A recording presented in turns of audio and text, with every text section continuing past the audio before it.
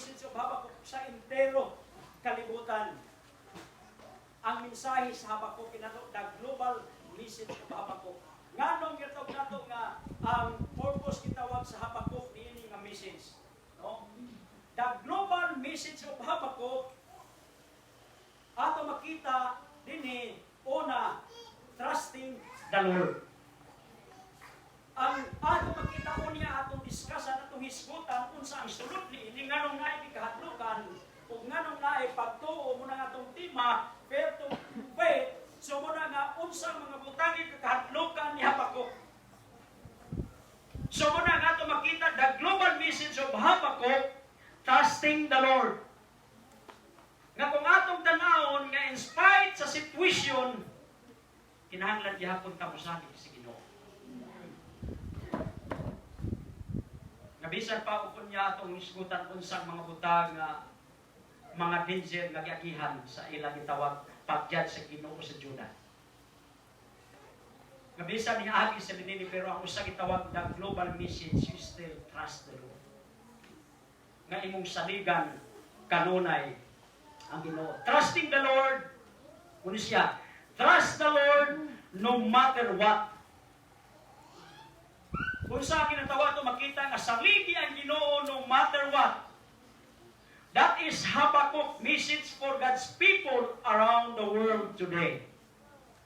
Believers can and must trust in God no matter how tumultuous outward circumstances may come. Huwag pasabot nga sa Kristohanong kinabuhi, muna ko dili pasabot, exempted ta sa mga mahitabo na dili mga maayo. Usa sa mensahe din the global message sa Habakuk. Ato makita diha nga as Christian, bisan pag naay mga gitawag circumstansiya nga mabot sa imong kinabuhi, we should still trust the Lord.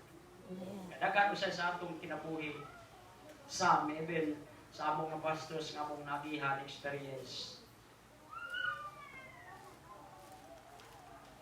Kadaghan usay mga Kristohanon na nag-aging kalisod, gitestingan nilang pagtuo, later o nangawala sa pagpanganagin sa Ginoo. Agihan lang og gamay nga bagyo,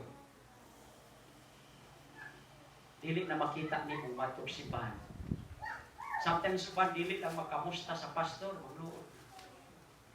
Dili lang makamusta ni sister, magluod na. May mga issues ni ana, nakabantay mo? Samot lang mawalihag sa langit, hindi na ginubalik ang simbahan. Now, listen to this, muna ang message sa Habakuk. Bisan pag na-circumstances, wala lang dihang kundi bisan pag nag-akitag kanisdanan sa atong kinabuhi. Kinahanglan gihapon ta mosalig sa Dios. Kinahanglan gihapon ta mosalig sa Ginoo. So muna ato makita inako the global message sa Habakuk mo ni siya, trusting the Lord. Gusto na ko kaon po na gitawag diri nga Habakuk in redemptive history. Trust, instead though it difficult to know when Habakuk was written, it was clearly at a time when Judah was at a moral low point. Kaya mo yun ang focus about the Judah. Ang judgment sa Ginoo, ang pagsilot sa Ginoo sa Judah tungod sa ilang sala. Kaya muna ko kayo na dili pasabot nga gimahal sila sa Ginoo, hayaan na lang sila sa Ginoo sa ilang sala nga gihimo. Still ang Diyos mo silot para makabantay sila, makamatngon sila, makahinumdom sila nga naay Ginoo nila. So muna ato makita nga muni ang ginatawag na redemptive history. No? Sa ilang ginatawag sa ilang sala. No? Now atong itun-an gay na the global message, another nga butang diri atong itun-an gay na items kini gitawag diri universal themes in Habakuk. Sa kinatibuk-an nga tema sa Habakuk mo ni siya, confident in the Lord. Unsa ang pulong confident?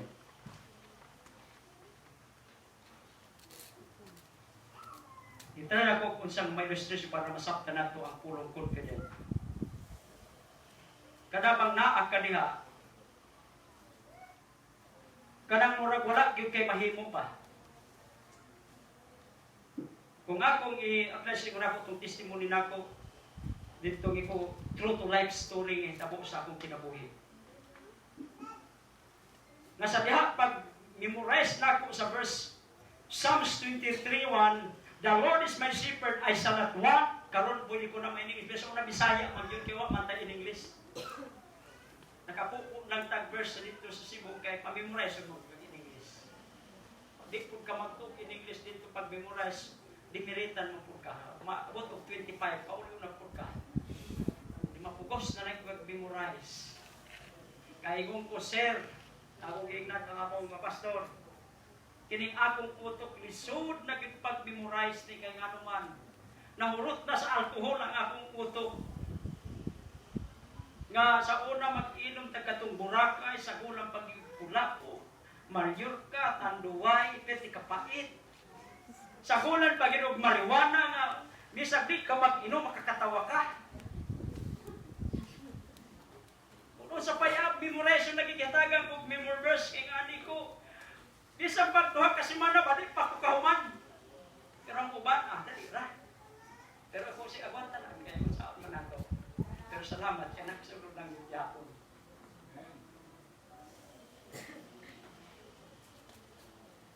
Namunang ato makita nga, makay mo po word confident, balik ka. Kada bang masaligon ka. Kadisaya. Katong hitabo asa akong hitabo. Wa magi ko magsalig sa akong kinabuhi. Akong giklaim lang ang verse nga kaya kong protektaran sa Ginoo. In spite in the midst of the situation. Ngakit sa pamay muna kong utanaw ka speakers mangdugo ng ilong. Taod-taod mo istorya, mga pila ka segundo, wala na maunlod na.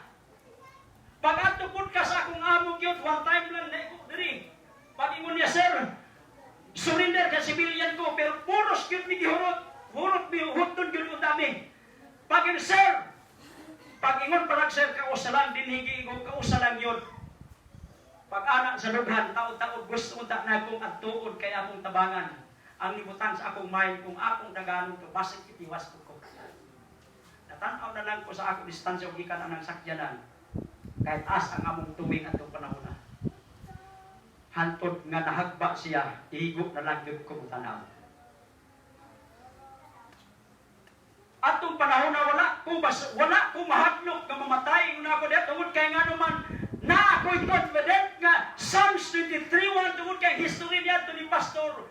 Ang history yun niya nga before ko nagsakay ato Domingo, ingon siya, adunay usa ka Kristohanon nga nangayam. Pag abot dito sa bukid, gigukod siya dakong nga bitin. Dagan siya, ang bitin doon na yun, dagan siya. Pag abot dito sa unahan, ang may dakong kahoy. Sa among term, retroso, dakong nga kahoy. Di siya pwedeng makalukso, kahit dakok man kaayo, naan ang bitin dito sa iyang ikot. Ang iyang ihipon niyo na lang, si Jehovah akong magbalantay, walay makulang ka na ako. Taon-taon niyang piyong hinahina siya klingi. Didemonstrate na ni Pastor Fred. Pagtanaw niya bitin, naghigda na. O mautoy, pag abot atong panghitabo, walay laing na memorize na ako, maulay yun to. Wa pa ganit pa kumpleto. Pero ang po diha, si Jehovah ang akong magbalantay kay kanto nga Bible siguro, Bible sa mga Jehovah Witness. Sa ato, the Lord is my shepherd. Si Jehovah ang akong magbalantay, walay makulang kanako. That's why, even na itong panahon na, tanaw ko sa pulahan, wala na pagsakay dito, wala, patay na. Pagbukot din bukot din patay na. Kuha sa pagkamuan to. But I am confident that the Lord will protect me. That's the word confident. Kaya kang panaligdan sa inyong Ginoo. Dili niya nimo masinati kung dili ka nang naka sa panahon sitwasyon nga hayaan. Pero sa panahon nga murag wala na kay maduulan.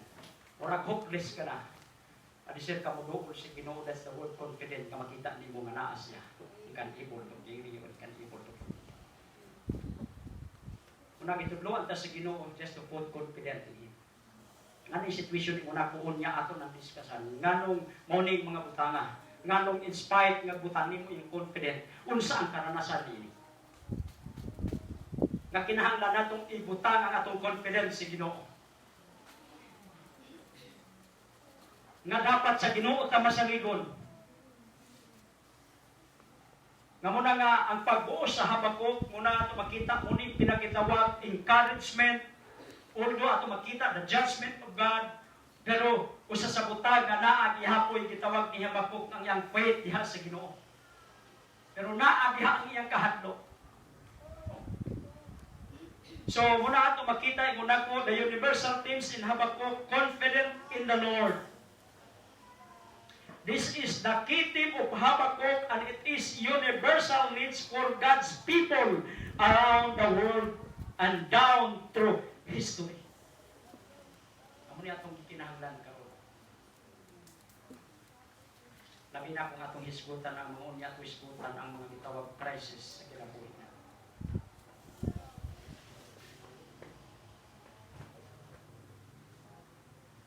Another day, God will bring all wickedness to account. Yung anak ko Ginoo, dili niya pwedeng palabyon. God will bring all wickedness to account. Judah had become deeply wicked, and God brought Babylon to punish them. Yet Babylon too was spiritually wicked, mas makasasala pagin ang Babylonia. In Habakkuk's eyes, even more wicked than Judah. Therefore, God would also bring Babylon to account, as well as all other nations of the earth. God's justice will ultimately be universally distributed in perfect righteousness and fairness. Parihas ang atong Ginoo. Dili pasabot nga anak tanya ko ni tanyang kapigan. Nakasala ka pwede na lang na ako ni. Parihas ang atong Ginoo. Pero pwede po niya gamiton ang pinakadautan nga nasod para silutan ang kining nasod nga iyang pinili. Pero bisa ba pasabot ng Babylonia gigamit? Doon na po sila sa Ginoo. Mas lamang ko diya sa Ginoo kay gigamit din para pagpanis sa iyang katawan. In every nation, parihas ang padyat sa Ginoo. Muna sa makita nato diri sa Habakuk, inside sa Habakuk.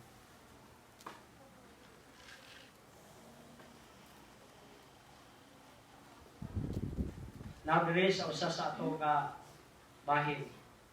The global message of Habakkuk for today mo siya. It is often difficult to see the hand of God in a fallen world. We become quickly perplexed and doubtful of His faithfulness. Munang usa ka pagpahinumdum sa ato. Ako sa diha ka, until is magista salamat ko sa opportunity, pero sa diha ka nag-stand ko. Kung mag-study ka, ikaw man una makanon sa Ginoo. Pero I tell you, daghan ng business ni kada ko ang ako inarig ko. Even kani kahapon ni alas 12 na ko naman sa although gina-prepare ko sa kanila pa. Pero gabi alas 12 ko ni Juman kini nga mag-review nako. Kada tuon nako, kada pagbuhat ani pagtuon katulo ako duha. Makita nako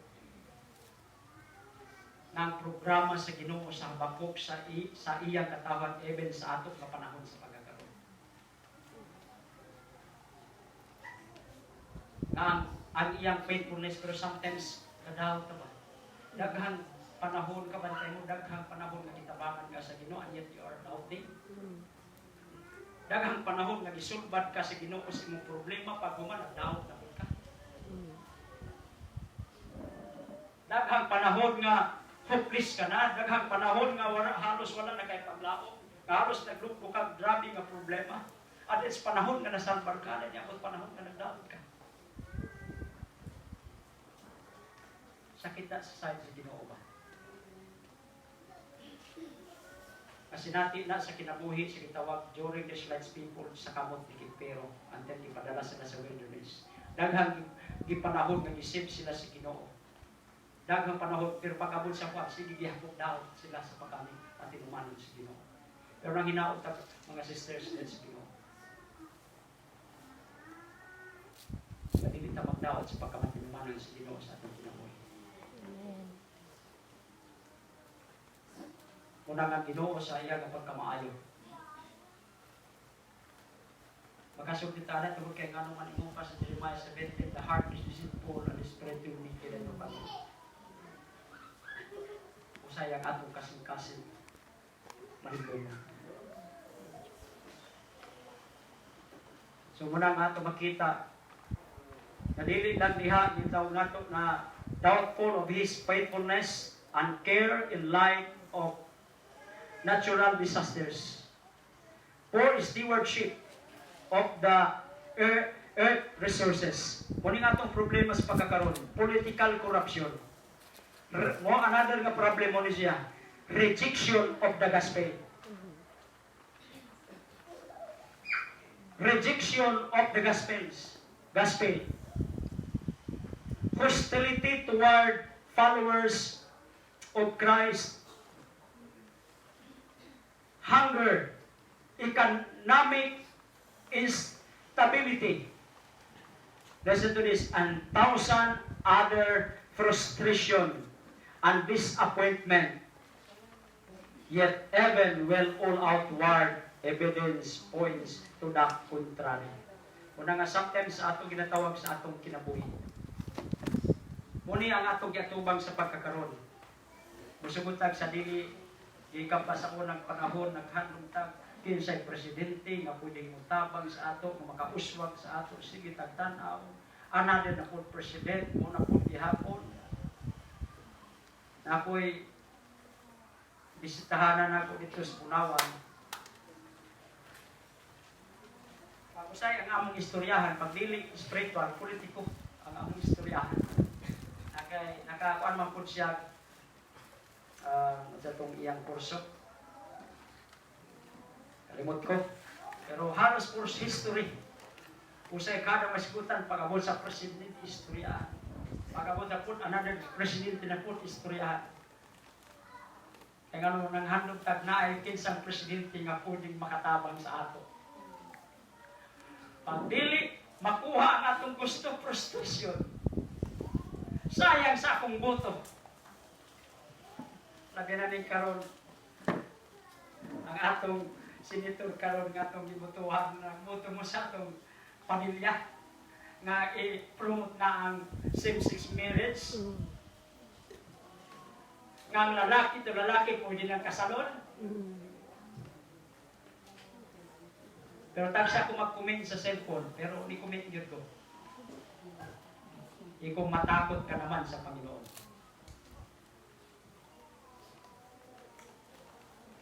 Kaya usa lang yun ang ihimo sa Diyos kalibutan ng lalaki.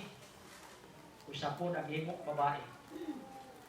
Mura gid na i-program sa Ginoo. Wala na apilag program ang lalaki sa lalaki magpakasal. Babae sa babae magpakasal. Ang i-program yun sa Biblia, lalaki o babae mo rin magpakasal aron mo daghan sa kalibutan in Genesis. Dili na pwede natong uspon ang planos Ginoo. That's why mukamta sa kitawag frustration sa atong kinabuhi. No? So muna yung realidad, no? Realidad, mga panghitabo sa atong nga kapanahonan karon. No? Labi na sa atong economic karon nga murag luslo na gyud, no? Kaysa may updated sa economic na to. Luslo or mangita na po taglaing presidente. Pero sa pagbasa natin sa Bible, ang mga panahon, maka-worse. That's why ang tanan lang yun, naalang yun sa Ginoo. Amen.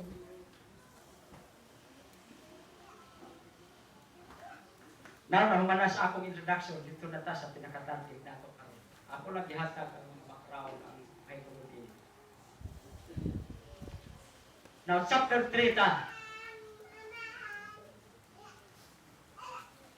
Chapter 1, ayo sa sabutan nga itong makita dito. Kabantay mo sa usang ginatawag prayer ni Habakuk. Nga nag-pray si Habakuk nga kung pamula dito bago sa Ginoo ba. Sometimes tayo mga pag-ampo nga dili ito bagon sa Ginoo. Dayon. Muna nga sinati ni Habakuk nga daga siya prayer. Ako pa makalusno ba kung atong sa tawahanon ng bahin. Di ka kasabot sa plano sa Ginoo. Di ka malusno. Kaya na ay prayer ni Habakuk sa chapter 1, naging prayer niya nga, wag yun maminaw, wag yun mupat pang kinumagtagal. Pero daghang po sa mga prayer na to nga usawa pag yung kitubag, di naging siguro tubagon si Ginoo, dipindi. Na wait, answers dayon, pero naakit daw ang piha, nga kung dilig tubagon means, tumagyapon, kaya dilig maayo para sa ato. Pero kung tawahanon ka, gusto magyug ka resulta. Di ka kasabot, madismaya ka. Amin ko, kamahanan na akong Ginoo nga nung mangyaka. So, sometimes question ka. Kay, gahapon, una ko, gahapon, sa amo yun karon sa pagkakaroon. Ang akong amo ni Mrs. Ministry of farm ang amo yun sa pagkakaroon at yun. Para lang mo survive to me. Na-stop ang among support. Pero sa nga claim, as long as gamiton pa ko sa Ginoo, uhiw ko sa Ginoo, I am confident with the Lord. Amen. Pero na ko'y pag-ampo nga wala dito bag sa Diyos, nga dili pasabot nga muhunong ko sa pagpangatagan dahil sa iya. Gahapon dito, nagit ko'y usa ka kuan nga ako nang ibaligya. Kada gabi, inag-pray ko, Lord, please, mahalin na niyo.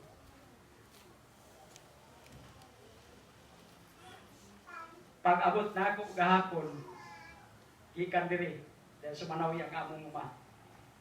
Kita na ako, uno na ako gitanaw, katong akong gusto ibaligya. Naamang gihapon. E kung naglingkod, kung medyo na-dismay ako, kaya nga naman ako na kung mahalin, muna ning akong dapatan. Mahalin mo rin akong dapatan. Kaya akong gibagliyak yato sa brato na lang yun 15,000.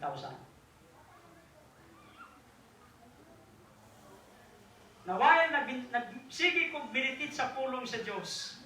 Ikunik ko sa Ginoo sa kinabuhi po ni Habakuk nga may prayer siya nga wala gigran sa Ginoo.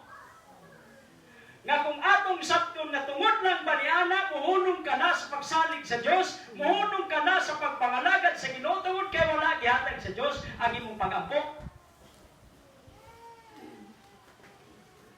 Muna yung sa direct gitawag nga encouragement mo na nga sa last nga president sa kinabuhit niya mo. Ang iyang pananampalataya, ang iyang faith diha sa Ginoo. So atong team, fair to faith. Nasunod na diri chapter 3. Naa sa ikahadlukan ug naa pud sa gituuhan. Na mo nang ato makita pag-abot pag yun sa chapter 2, naa pud ang word wo. Tunglo nga mo ni. Kung magbed ka sa syudad nga pinaagi sa blood, naa diha. Nga kung gusto po ka mag-abel sa mga kuwan nga pinaginatawag diha nga pinagi sa dili maayo nga mga pamaagi. Now, chapter 3, diri nato ang atong itawag ang tema, fair to faith, pero atong tanawon unsang ikahadlukan ang chapter 3 is talk about the prayer of Habakuk. Unsang iyang yampuan kay chapter 1, nagahisgot kini nga na-mention diha nga ang karwahi, the horse, sa gitawag sa Biblia, grabe, kagitawag ikahadlukan. Mas power pa sa leopard. Nga kung watak dito sa Judah, sayon pagpamatay. Mas persado. And then, hantod sa gitawag chapter 2, nga magyapon ng judge sa Ginoo. sa panagna nga unya ang Juda silutan sa Ginoo tungod sa ilang sala ug muning mga butang nga nagikahadlokan ni Habakuk nga mahitabok unya sa Juda. Hindi nahitabok magyod. Pero before niya na, that's why in chapter 3, nag-ampo siya sa Ginoo.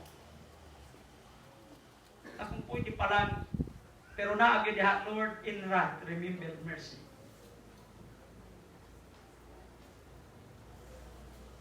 Nasuman ang atong makita, nato ang atong tema, fair to faith, sa kahadlok, ngadtos pagtuo. Chapter 2, makita nato dinhi, no? Atong isgutan mga butang. The things that Habakkuk caused him to fear the Lord. Unsang mga butanga nga gikahadlokan ni Habakkuk diha sa Ginoo. Chapter 3 verse 2. Tanaw nato. Ingon dinhi, O Lord, I have heard the report of you. And your work, O Lord, do I fear. In the midst of the years, revive it. In the midst of the years, make it known. In wrath, remember mercy. Ako tanaw, nakakabamo ba siya nakatulong? May usa ka joke niya, doon ang joke sa inyo. About sa gitawag diri nga rat, ha? Usa ka ni in English sa ilaga? Rat, no? Nanay usa nagwali.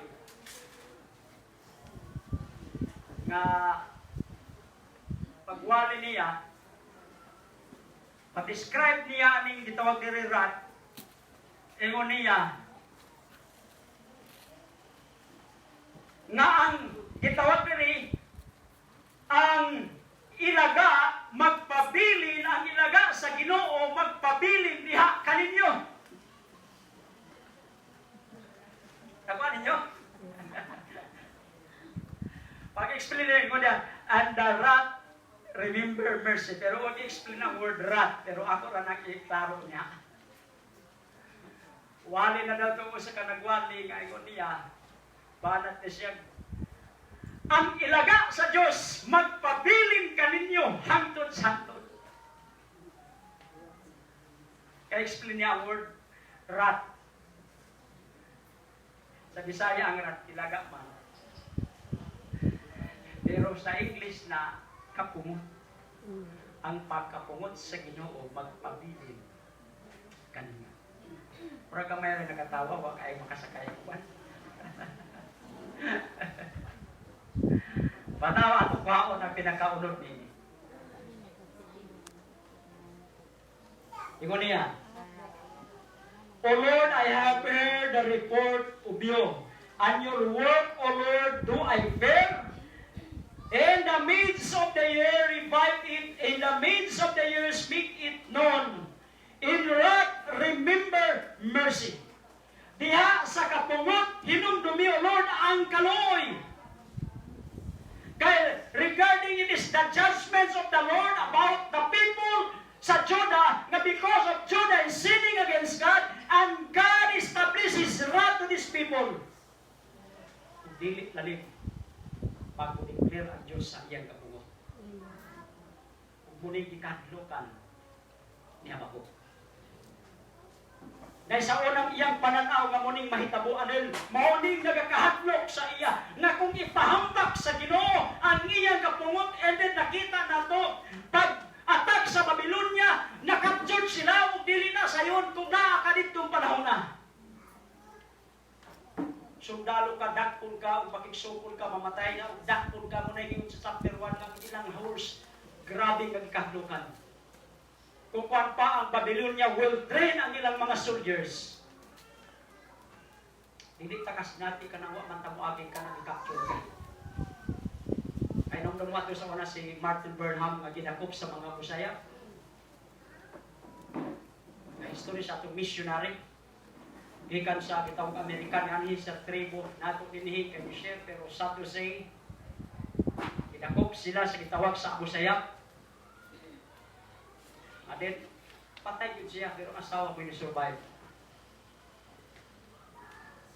Halos ka ng dakpong kahalos wala kay kaon. Dili ka gitawag good comfort sa imong kinabuhi. Kung unsa ipakaon sa imong mukaon ka para mo survive ka.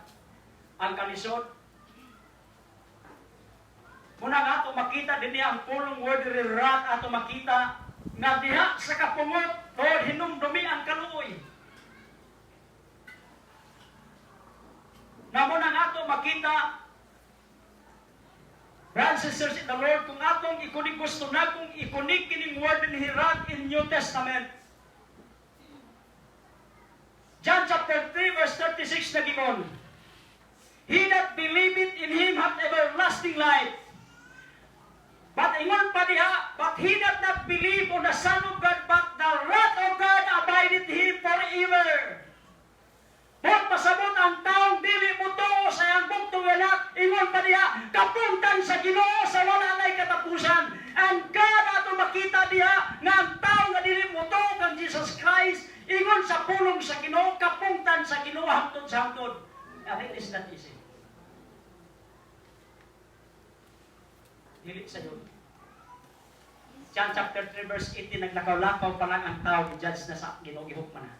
Kung dili mo to kang Kristo. Muna nga dili, kung atong tanong, even sa ilang panahon ni Habakuk nga ang rat, dili ni mo ma-explain. Ang kapungot sa Ginoo, ang kasuko sa Ginoo, ipasin natin sa Juda, tungod kay sila nagsupak sa Ginoo. Wala na sila magsubay sa tamang dalan nga gusto sa Ginoo. And then the wrath of God, kung ang kapungot sa Ginoo, ipahangtang kanila. Ano gusto na ko i-connect na sa atong spiritual deepness sa atong kinabuhi. Napasalamat ka nga nagtuo ka kang Kristo Jesus. Amen. And we are blessed because we have Jesus Christ in our heart. In John 1:12, but as many as received to them, give power to become the sons of God, even to them that believe on His name. Pasalamat ta sa kadaghang mga tao. Daghang mga tao nga sa tanong kipili sa Ginoo, sa tanong nakabaton sa kaluwasan, and God save us! O kanang kaluwasan is forever. Sa una, ikapuntan ka sa Diyos, pero karon higala ka na sa Ginoo. Kaaway ka sa Ginoo, pero karon anak na ta sa Ginoo. And in Ephesians telling us, ang langit mo'y atong panulungdong. Una nga pasalamat na tungod kaya nga naman nagkaroon kita o relasyon sa Ginoo. Pasalamatin nga giluwas ka sa Ginoo. Isang pagkaghanggang kwarta ko kay Ginoo sa may pulos. Kinabuhi di mo sa kalibutan, pilala na spend mo. Isang pagtitinad mo ka. Sugarol man ko sa una, makipusta ko sa imo, wali na kamagagot og 120. Wala na kinabuhi nga mogot og 120 sa atong panahon karon. Isang pagdaghang kwarta. Isang pagdaghang kwarta. Daghang mga na-record sa Bible mga kwartahan na namatay. Wala mag-abot niya ang atuin. And that's why we are blessed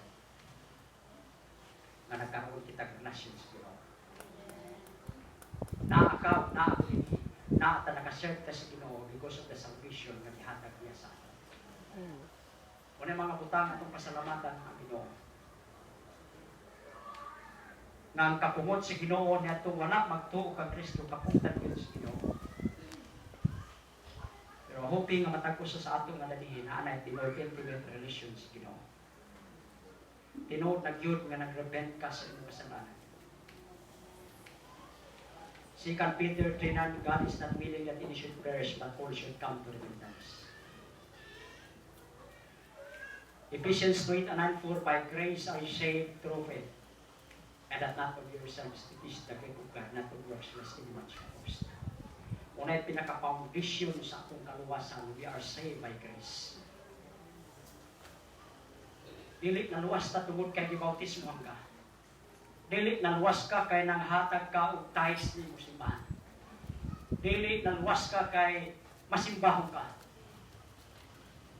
Naluwas ka tungod kay nagtuo ka kay Kristo Jesus nga Diyos ug personal na maluwas. Because of the gospel, that's the reason na makaalagad ka sa Ginoo. because of what the Lord Jesus Christ done on the cross. He died for you and He died for me. Sa John, gisulti dito, natapos na. Ang pagbuhat sa kaluwasan, wala na si bisan kinsang magpanday. Humanan ni Kristo Jesus.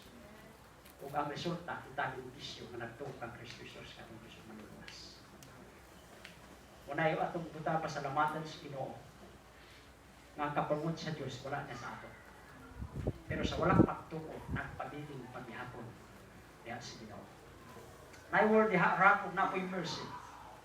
Kung ako nang ikonik word, hapon mercy in New Testament, Titus chapter 3, verse 5. Dili pinaagi sa atong righteous nga nahimo, but according to His mercy, He save us.